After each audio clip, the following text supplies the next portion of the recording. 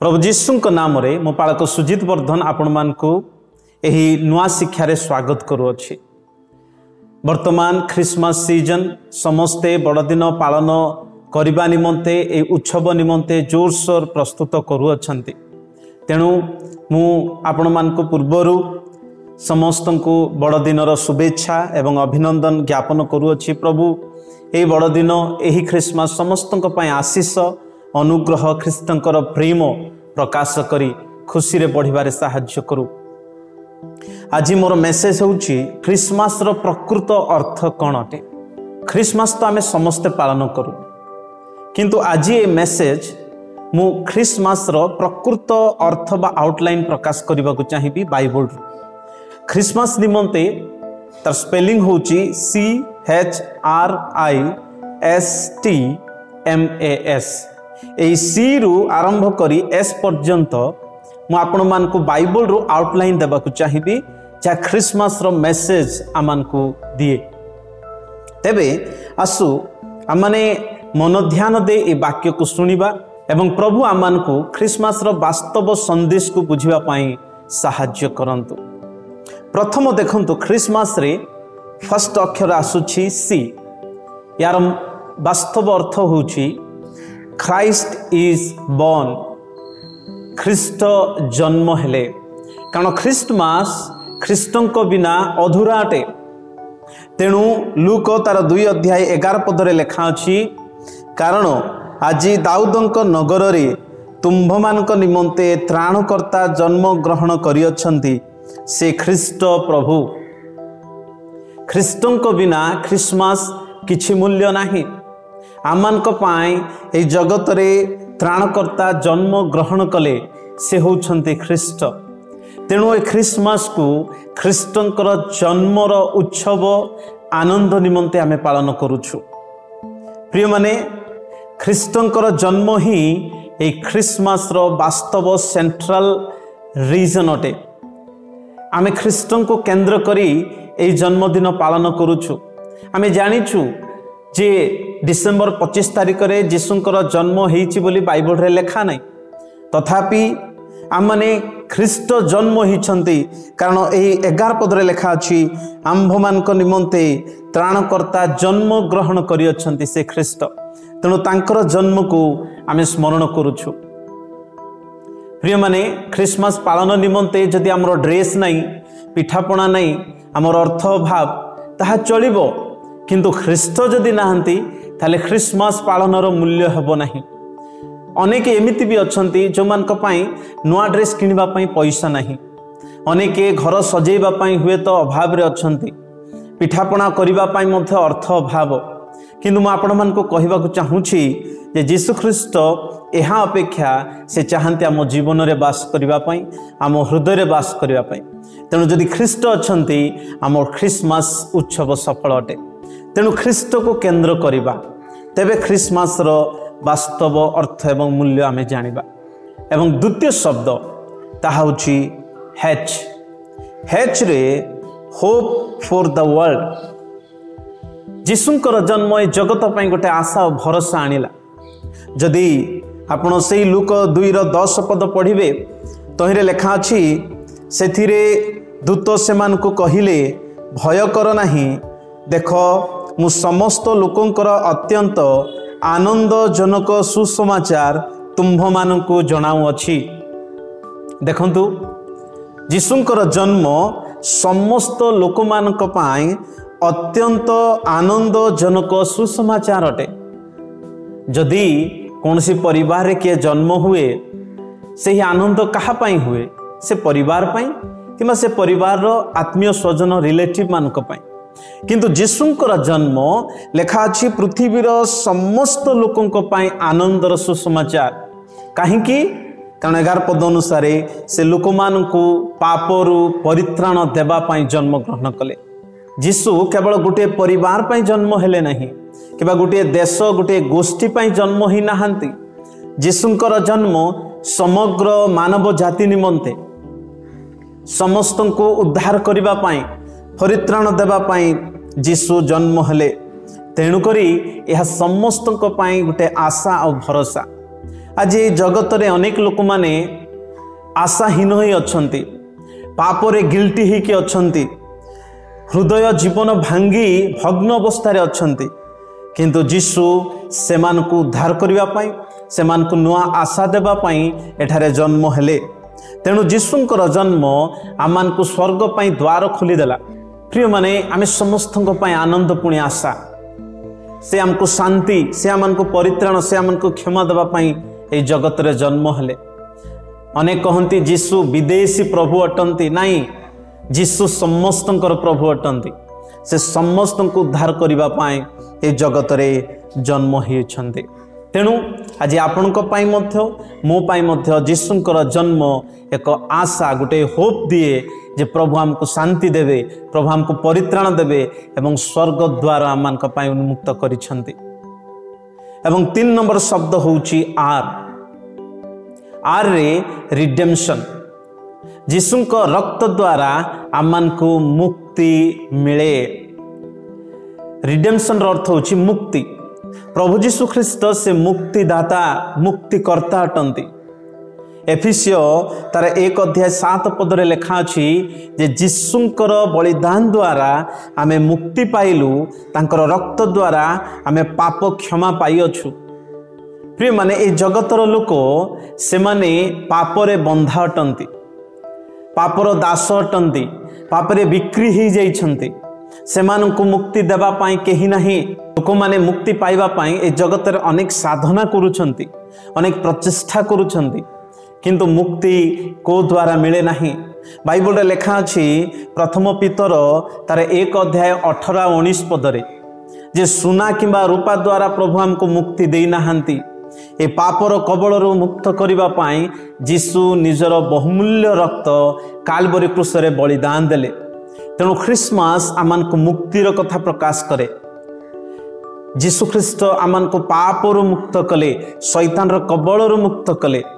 आज अनेक जो माने शैतान बंधन रे अछंती, पापर गिल्टी रे अछंती, पाप बांधी अछि, प्रभु जीशु सेमान को मुक्त करि पारंती। तेणु ख्रिसमास आमान को मुक्तिर वार्ता दिए। जीशु शब्दर अर्थ कौन जानिछंती? उद्धारकर्ता, त्राणकर्ता, मुक्तिकर्ता। से मुक्ति बा उद्धार दियंती। तेणु जदि आपण पापर मुक्ति चाहूछंती, आपनकर पाप होइछि, एते बड़ पाप क्षमा नाही, ताले जीशुंक रक्त द्वारा क्षमा पाइबे। केवल जीशु को विश्वास करिबा। नेक्स्ट शब्द होउछि आई रे आमान को प्रकाश करे इमानुएल। इमानुएल परमेश्वर अर्थात गॉड विथ अस, अर्थात आंभ मान सहित ईश्वर। जदि आपण माथ्यू तार 1 अध्याय 23 पद पढ़िबे तो हिरे लेखा अछि, देख जने कुमारी गर्भवती ही पुत्र प्रसव करिवे आ ताहांक नाम इमानुएल दब। अर्थात एही नामर अर्थ होछि आंभ मानक सहित ईश्वर। अर्थात जीशु ख्रीस्ट जन्म हेबा द्वारा से ईश्वर मनुष्य रूप रे ए जगत रे आसे वास कले। आमर प्रभु मनुष्य सहित सहभागिता करबा पई इच्छुक प्रभु अटंती। तेणु से स्वर्गरु जगत को मनुष्य रूप धारण करी ए जगत को आसिले। तेणु जीशु जन्म हेबा द्वारा स्वर्ग एवं मर्त मध्य गोटे संपर्क आसिला बा एक मिलन आसिला। कारण जीशु से मिलन स्थापन कले। जीशुंक द्वारा ईश्वर आंभ मानक मध्य वास करने को आसिले। प्रिय माने सही जीशुंकर उपस्थिति आमान को सांत्वना दिए, आमान को कंफर्ट दिए, आमान को बल दिए, स्ट्रेंथ दिए एवं आमान को गोटे भरोसा एवं आशा दिए। तेणु आज आम विश्वास करुचु जे प्रभु आम सहित अछंती, कारण से इमानुएल अटंती, गॉड विथ अस। तेणु जीशुंकर जन्म आमको यह रिमाइंड करे जे प्रभु आमानक पय आसिले, आमानक मध्य अछंती। आपण अन्य केउठी जाई प्रभु को खोजिबा दरकार नहीं। आपण ख्रीष्ट को जदि पाइले, आपण प्रभु को पाइले, प्रभु आपण को मध्य आसी वास करुछंती। तेणु ख्रिसमास यही संदेश दिए जे प्रभु आमको खोजी खोजी ए जगत को आसिले, जे पापरे हजी अछि तांकु रक्षा करिबा पाई, आमानक सहित रहिबा पाई जीशु आसिले। एवं नेक्स्ट शब्द होउची एस। एस रे कोन जानि छंती? साल्वेशन फॉर ऑल अर्थात समस्त मानव जाति निकटरे परित्राण आसिला। प्रिय माने जदि आपण तीतस तार 2 अध्याय 11 पद पढ़िबे लेखा अछि जीशु ख्रीष्ट समस्त मानव जातिर लोक मान पाई परित्राण आनिले तांकर अनुग्रह प्रकाश कले। जीशु केवल गोटे धर्म गोटे जाति गोटे वर्ण गोटे भाषावादी पे आसिले नहीं, जीशु समस्त मानव जाति पे आसिले। एही वाक्य केवल गोटे देशर लोक पाई होप दिए नहीं, गोटे देशर लोक को परित्राण देवार कथा कहे नहीं। बाइबल समग्र जगतर मानव जातिर लोक मान पाई एक परित्राणर वार्ता दिए। तेणुकरी जीशुंकर जन्म एवं तांकर बलिदान सारा मानव जातिर लोक मानकर मंगल पुणी उद्धार पाई अटे। तेणु जोहन तार 4 अध्याय 42 पदरे लेखा अछि लोक माने कहिले जे जीशु ही प्रकृत रे जगतर त्राणकर्ता। देखो यह इस्राएल लोक माने कहि नाहंती, या समीरिय लोक माने अन्य जातिर लोक माने कहिले जे जीशु जगतर परित्राणकर्ता। Jesus is saviour of the world. अनेकंकर भूल धारणा थाए जीशु केवल इस्राएल लोक पय आसिले, जिहुदी लोक पय आसिले, जीशु विदेशी प्रभु अटंती नाही। जीशु समस्तक पय तांकर जन्म तांकर मृत्यु सब मानव जातिर लोक मान पय। तेणु ख्रिसमस आम मान को यही विषय रिमाइंड करे जे जीशु ख्रीष्ट आमको परित्राणर पथ खोलिले। तेणु जीशु कहले मो पथ मु सत्य मु जीवन मो देई केही न गले ईश्वर पाखक जीव नाही। जीशु ही परित्राण मार्ग खोलिले, जीशु ही स्वर्गर मार्ग खोलिले। प्रिय माने तेणु जीशुंकर जन्म आमान को परित्राणर मार्ग दिए, साल्वेशन फॉर ऑल। कारण यह समस्तक पाई से परित्राण जनक बा उद्धारकर्ता ही जन्म हेले। एवं तार नेक्स्ट शब्द होची टी। टी रे थैंक्स गिविंग टू गॉड। जीशुंकर जन्म आमान को प्रभु को धन्यवाद देवा तांको ठारे ग्रेटिट्यूड जीवन काटिबार समय अटे। ए ख्रिसमस तांको धन्यवाद देवार समय अटे। काहे कि जानि चंती 2 कोरिन्थिय 9 अध्याय 15 पद जदि आपण पढ़िबे तहरे लेखा अछि ईश्वरंकर अकथनीय दान पाई ताहांकर धन्यवाद हो।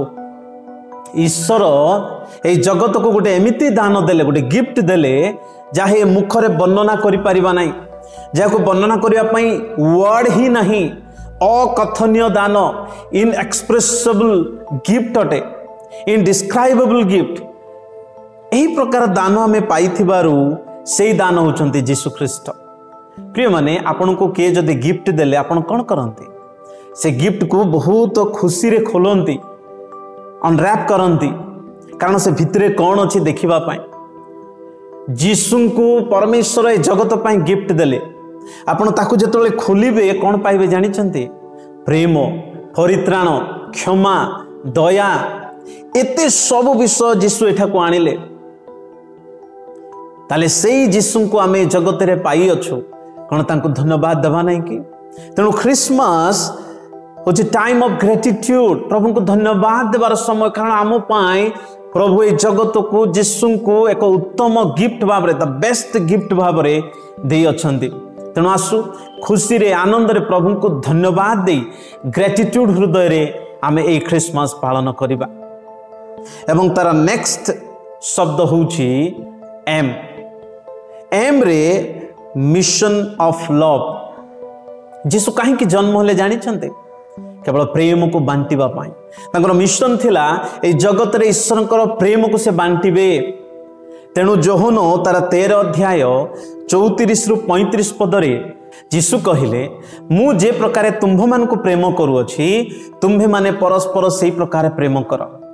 जीशु प्रेम को बांटिले, जीशु प्रेम सिखाइले। काल्वरी क्रूस रे बलिदान हेबा समय जीशु प्रार्थना कले, कहले प्रभु एमान को क्षमा कर, एमाने कौन करूछंती जानि नाहांती। जो माने जीशु को मुथ मारिले, जो माने जीशु को कोरोड़ा प्रहार कले, जो माने जीशु को ताड़ना कले, से मान को प्रेम करी जीशु प्रार्थना कले। और जीशु चाहती आम्भे माने मध्य परस्पर प्रेम करिबा। जीशुंकर जन्म ए जगत रे ईश्वरंकर प्रेम को परिव्याप्त करिया पय आसिले। तेणु यौहन 3:16 लिखा अछि ईश्वर जगत को एमंत प्रेम कले से अपना अद्वितीय पुत्र को दान कले जे कि ताहांठारे विश्वास करे से विनष्ट न होई अनंत जीवन प्राप्त हबो। आपण जदि यीशु को विश्वास करिवे ईश्वरंकर प्रेम आपणठारे परिव्याप्त हबो। आपण ईश्वरंकर प्रेम को बुझी पारिबे कारण ईश्वर प्रेम कले बोली यीशु जन्म हले।